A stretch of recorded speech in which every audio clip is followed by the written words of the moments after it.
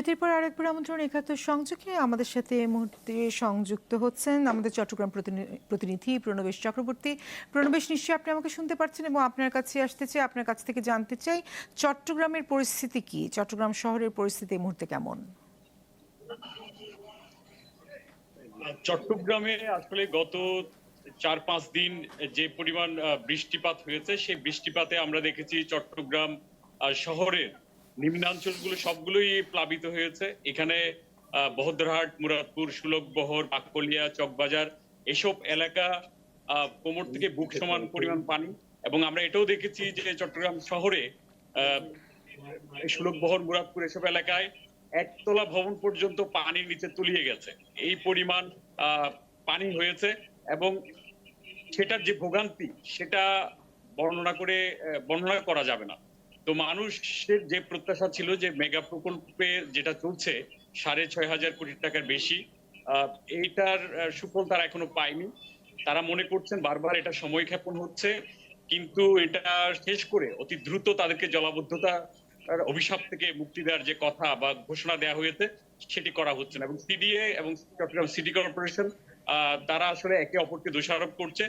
যদিও এখন এই প্রকল্পের কাজ করছে সিডিএ, তাই চট্টগ্রাম সিটি কর্পোরেশন বলছে যে এখনো পর্যন্ত যে সিডিএ যেহেতু কাজ করছে, ওই এক প্রকল্পভুক্ত এলাকায় অন্য কোনো সংস্থা, সরকারি সংস্থা কাজ করতে পারে না, ফলে তারা খাল নালা এগুলো পরিষ্কার করতে পারছেন না। এটা হচ্ছে সিটি কর্পোরেশনের বক্তব্য। কিন্তু তাদের এই বক্তব্য আসলে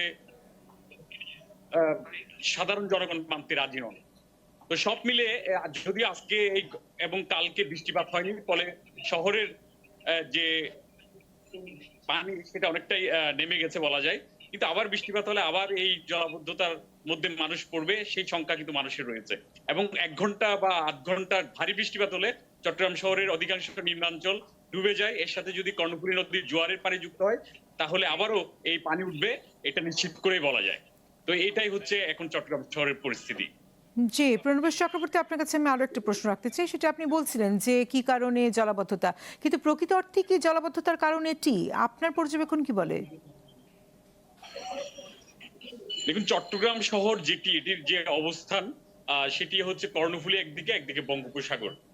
এবং এখন শহর কিন্তু বিস্তৃত হচ্ছে, অর্থাৎ যেগুলোতে আগে বসতি ছিল না, বিল ছিল, ঝিল ছিল, কিংবা সাগর নদীর পাড়ের অনেক জায়গা ছিল যেখানে বসতি ছিল না, এখন সেই জায়গায় কিন্তু অনেক স্থাপনা হচ্ছে এবং এখানে কিন্তু অনেক ভবনও হচ্ছে। ফলে ওই জায়গাগুলো একসময় ডুবে থাকলো, সেখানে কিন্তু বস্তি না থাকার কারণে তখন হয়তো ওইভাবে বোঝা যেত না। কিন্তু এখন শহর বিস্তৃত হওয়ার কারণে এগুলো এখন ডুবছে। পাশাপাশি এই পানি নেমে যাওয়ার যে ব্যবস্থা, অর্থাৎ খাল নালাগুলো পরিষ্কার পরিচ্ছন্ন রাখা, সেটাও হচ্ছে না। এটা না হওয়ার কারণে যেসব জায়গায় পানি আগে জমতো না সেসব জায়গায় কিন্তু পানি উঠে যাচ্ছে। এবং সিটি কর্পোরেশন যেহেতু এই প্রকল্পটি প্রায় ৩-৪ বছর যাবত চলছে, যেটি সিডিএ এই জলাবদ্ধতা প্রকল্পটা নিচ্ছে, সিটি কর্পোরেশন এখন সেখানে হাত দিচ্ছে না। ফলে তাদের যে কনজারভেন্সি কিংবা পরিচ্ছন্নতা কর্মীরা আছে, একভাবে তারা মূল কাজটি আসলে তারা বন্ধ করে বসে আছে। ফলে অনেক মানুষের অভিযোগ আমরা করেছে আমাদের কাছে, যেমন আমরা অনেক জায়গায় গিয়েছি, তারা বলেছে যে ৬ মাস ১ বছরের মধ্যে কোনো কনজারভেন্সির কোনো কর্মী তাদের ওখানে যায়নি নালা খালগুলো পরিষ্কার করার জন্য। সিডিএ মূল খালগুলো পরিষ্কার করছে, তারা ওখানে অনেকগুলো বাঁধ দিয়ে রেখেছে, সেই বাঁধগুলো পরিষ্কার করেনি বলে অভিযোগ করছে সিটি কর্পোরেশন। তো সব মিলিয়ে এই একজন আরেকজনকে দোষারোপের যে সংস্কৃতি সেটি চলে আসছে। অনেক ধন্যবাদ প্রণবেশ চক্রবর্তী, আপনার কাছে জেনেছিলাম। চলে আসতে চাই মোবারক আলী আপনার কাছে, এবং আপনি কাউন্সিলর চট্টগ্রাম সিটি কর্পোরেশন এবং সিটি কর্পোরেশন বর্জ্য ব্যবস্থাপনা কমিটির প্রধান।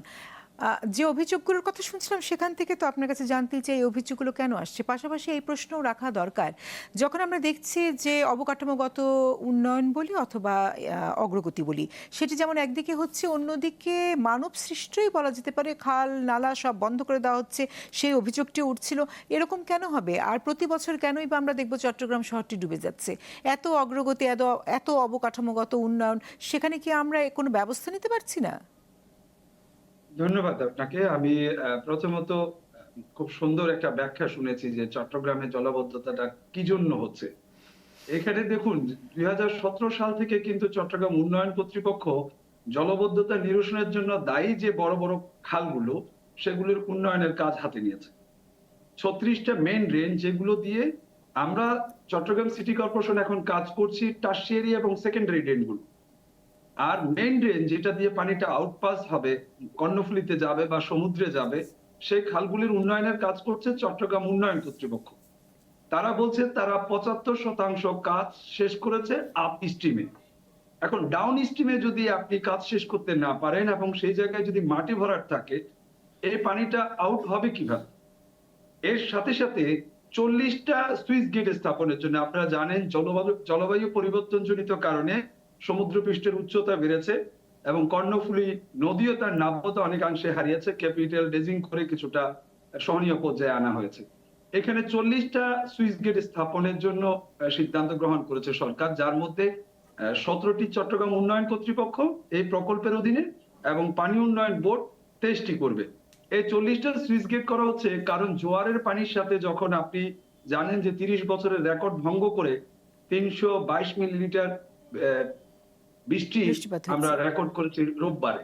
তো এই বৃষ্টিটা হওয়ার পরে সুইচ গেটে এমনিতে ৩ নাম্বার সিগন্যাল ছিল, সমুদ্র উত্তাল এবং কর্ণফুলী পানি, জোয়ারের পানিটা ভরা জোয়ার ছিল। সেই সময় এই অতিরিক্ত মাত্রার বৃষ্টির কারণে জলাবদ্ধতার প্রকোপটা অনেক বেশি হয়েছে। তার সাথে সাথে পানিগুলি যে বের হয়ে যাওয়ার যে রাস্তাগুলো, অনেক জায়গায় সুইচ গেট স্থাপনের জন্য, বিশেষ করে আমরা চাকতাই খালের কথা বলবো, সেখানে সেটাকে শুরু করা হয়েছে সুইচ গেট স্থাপনের জন্য। তাহলে সেখানে একটা পাম্প হাউস থাকার কথা। কিন্তু আমার আরেকটু প্রশ্ন আছে। আপনি নিজেই বলছিলেন যে ২০১৭ সাল থেকে এই কার্যক্রম শুরু হয়েছে, খালগুলো পুনরুদ্ধার, যে ৩৬টি রেঞ্জ আছে সেগুলোকে সঠিকভাবে নিয়ে আসা, এবং তারা বলছেন যে ৭৫% কাজও হয়ে গেছে। তাহলে এই পরিস্থিতি কেন হবে? ডাউন স্ট্রিমে যে জায়গাটি দিয়ে আউট হবে, ডাউন স্ট্রিমের কাজটি কে করবে? সেটি কি আবার আরেকজনের ভাগে পড়েছে? না, তারা কাজ করেছে তার ৭৫%। যদি আমাদের কাছে এখনো হ্যান্ডওভার করেনি, আমরা বলতে পারি না যে আসলে কতটুকু কাজ শেষ হয়েছে। এই তদারকির জায়গাটাতে আমাদেরকে, আপনারা জানেন যে গতবার যখন এ ধরনের একটি সংকট হয়েছিল, আমাদের সিটি কর্পোরেশনের সাথে সমন্বয় করে কিন্তু আমরা অনেকগুলি জায়গায় বাঁধগুলি আমরা ওপেন করে দিয়েছি যেন বর্ষার সময় মানুষের এই দুর্ভোগ না হয়। আমরা অনেক জায়গায়, আপনি জানেন যে আমরা চট্টগ্রাম সিটি কর্পোরেশন ২০১৭ সালের আগে এই খালগুলি খননের জন্য ৫০ কোটি টাকার মতো, ৩০ থেকে ৫০ কোটি টাকার টেন্ডার করা হতো প্রতি বছর। তো সেই জায়গায় এই যে ৬ বছর পর্যন্ত এই কাজগুলো তো আমাদের কাছ থেকে টেক ওভার করে নেওয়া হয়েছে। আপনারা জানেন যে সরকারি একটা কাজের মধ্যে ২টা সংস্থা একসাথে কাজ করার সুযোগ নেই। এটি টেক ওভার করে নিয়েছে আমাদের কাছ থেকে সিডিএ। তাহলে এই মেইনটেনেন্স ওয়ার্কটা তো তারাই করবে। এখন আমি তো সেখানে গিয়ে, কিন্তু আমি যতটুকু বুঝতে পারছি আপনার বক্তব্য থেকে, সেখানে ৭৫% কাজ হয়েছে কি হয়নি আপনি প্রশ্ন তুললেন, কিন্তু অভিযোগ, একে অপরকে অভিযুক্ত করার বিষয়টি কিন্তু ১০০%, সেটা একেবারে স্পষ্ট দেখা যাচ্ছে। ব্যারিস্টার মনোয়ার হোসেন, আপনার কাছে চলে আসতে চাই। আপনার কাছে একটু জানতে চাই যে ব্যাখ্যা দিচ্ছেন সেই ব্যাখ্যার সাথে আপনি একমত হবেন কিনা। ব্যারিস্টার মনোয়ার। মোবারক সাহেব যে কথাগুলি বলেছেন সেইগুলো তো আমাদের মাননীয় মেয়র সাহেব এবং অন্যান্যরা, আগে মেয়র সাহেবও বলে আসছেন ২০১৭ সালে প্রকল্প শুরু হওয়ার পর থেকেই তারা বলেছেন সিটি কর্পোরেশনের দায়িত্ব নেই, এটা সিটির দায়িত্ব। কিন্তু সিটি কর্পোরেশনকে নগরীর লক্ষ লক্ষ মানুষ হোল্ডিং ট্যাক্স দিচ্ছে, তাদের দায়িত্ব মানুষকে জলাবদ্ধ মুক্ত রাখা, লাইট লাগানো, রাস্তা ঠিক রাখা। চট্টগ্রাম শহরে আপনি যদি এখন যান, প্রতিটি মানুষ বিক্ষুব্ধ।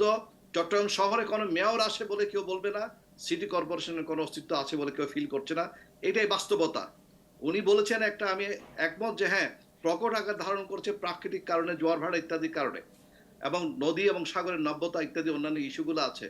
আমরা কর্ণফুলী ভালো করে ড্রেজিং করি না, পাহাড় কাটা হয়। মন্ত্রী সাহেব বলেছিলেন পাহাড় কাটা ধসছে, কিন্তু মানুষ, সরকারের যে সংশ্লিষ্ট যে কর্তৃপক্ষ আছে তারা পাহাড় কাটার অনুমতি দিয়েছেন কিংবা অবৈধভাবে পাহাড় কাটা হয়েছে, সেই পাহাড়গুলোই মূলত সবচেয়ে বেশি ধসে এবং সেগুলি ধসে মানুষ মারা গেছে। সেগুলি চট্টগ্রাম শহরে ঘটেছে। চট্টগ্রাম শহরে প্রাকৃতিক সৌন্দর্যকে একের পর এক ধ্বংস করা হচ্ছে। কর্তৃপক্ষ কোনো উপস্থিতি আছে বলে কেউ মনে করতে পারছে না। জি, এখানে আমি আপনাকে থামাচ্ছি। কর্তৃপক্ষের উপস্থিতি আপনারা আসলে টেরই পাচ্ছেন না, এমনটাই মনে হচ্ছে পরিস্থিতিতে। আমি আলোচনা ফিরবো, সকলকে রেখে একটা বিরতিতে আমাকে যেতেই হবে। সময় সকলকে রেখে যেতে চাই, থাকুন আমাদের সাথে, ফিরছি।